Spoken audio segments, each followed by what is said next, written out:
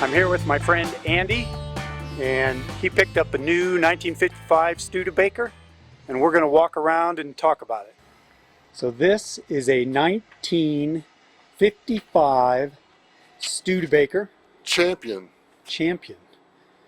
So it's a two-door coupe. It's got a Restomod build, 350 Chevy 4-barrel, 5-speed manual transmission. Oh, look at that. The body is how it came from the factory, other than some chrome, but the top has not been chopped or modified. The door handles have been shaved, and it's got some aftermarket 15-inch rims, weld racing rims. And you said it has discs in the front and drums in the back. Yes. It's got the dual exhaust pipes out the back. Show us how you open the door. Here, I'll come around. There's the door, and you can see the Hearst shifter. So you said it's got a 5-speed? 5-speed manual, yes. So what do we have for a motor? You got a Chevy 350 with headers, 4-barrel, Edelbrock, HEI electronic ignition, air conditioning.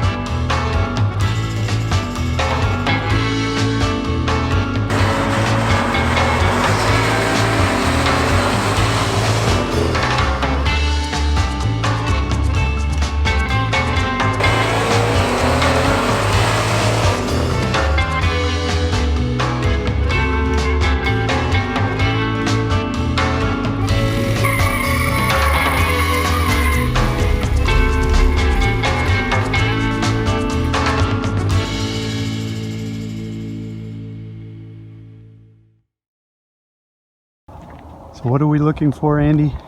We're looking for the Studebakers, and we're looking for 53 through 55. Some parts for the Studebaker Commander or Studebaker Champion two-door coupe. You think they're right over here? Yeah, Studebakers start right there. There's a Lark station wagon, so we'll walk right through here if you want to.